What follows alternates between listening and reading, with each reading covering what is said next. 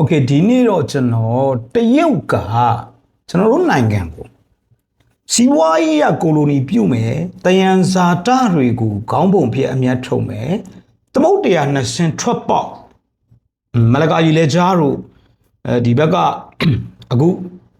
ဖြစ်နေတဲ့ American Iran စစ်ပွဲရဲ့ကြရက်နဲ့ဟော်မုတ်ကြီးလဲကြားရင်းနဲ့တည်လမ်းကြောင်းကိုရှင်းပြောတော့ US proxy ပေါ့ဗျာနော် US proxy ကိုခုခံနိုင်ဖို့အတွက်မြန်မာပြည်ကို buffer zone အဖြစ်ထားမယ်စစ်အုပ်စုကိုကြားခံပေါ့နော်အတဲချက်ဖြစ်ဓာတ်ဝါဆိုတဲ့ကြားဖြန့်တဲ့ဗန္နာကြီးကမ္ဘာဗန္နာကြီးစနစ်ကိုခါးလေကပြတ်ချိုးမယ်ဆိုတဲ့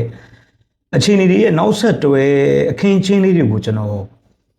ဒီည YouTube မှာတော့ပြောဖြစ်မယ်ဗျဆိုတော့ကဘာဖြစ်နေလဲဆိုတော့လက်ရှိ MNDAA ကကျုပ်ရဲ့ BRI လမ်းကြောင်းမှန်သမျှကိုကျွန်တော်တို့အလံနေလိုက်ဆိုင်နေတာကိုတွေ့ရတယ်နောက်တစ်ခုကတိန်နီတို့တီဘောတို့မှာဗမာပတ်စံတော်သုံးမရတော့ဘူးဆိုပြီးတော့ကျွန်တော်တို့ကြားနေရတယ်နောက်တစ်ချက်ကဝန်ကြီးဟာမြန်မာပြည်ကမအလောက်ကိုလာတွေ့ပြီးတော့ဒီမင်းအောင်လှိုင်အစိုးရကိုအပြည့်အဝထောက်ခံတယ်ဆိုတော့ဒါဟာစီးပွားရေးတစ်ခုတည်းအတွက်ပဲလားလို့ကျွန်တော်တို့စဉ်းစားလို့မရတော့ဘူး။ဘာကြောင့်လဲဆိုတော့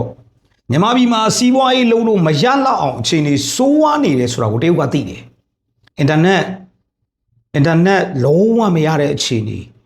နောက်တစ်ခုကမီးလျှက်စစ်မီးလုံးဝမရတဲ့အခြေအနေနောက်တစ်ချက်ကမတည်ငြိမ်တဲ့အခြေအနေတွေနဲ့တရုတ်ကစီးပွားရေးလုံးလို့မရမှန်းသိတယ်။ဒီနေ့လေတရုတ်ကုမ္ပဏီတွေထွက်ခွာနေတယ်ဆိုတာခင်ဗျားတို့လည်းကြားမယ်ပေါ့နော်။ဒါပေမဲ့ဘာဖြစ်လို့မြန်မာစစ်အုပ်စုကိုဒီလောက်ထိ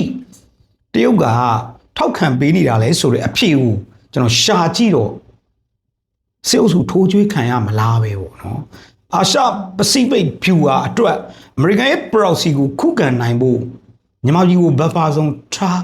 စစ်အုပ်စုကိုတည်ချက်အနေနဲ့ကစားတဲ့လုံနီးလုံဟန်တွေလားလို့ကျွန်တော်တွေးမိတယ်ပေါ့ညကြရင်တော့ YouTube မှာအကိစ္စကိုတေချာပြောမယ်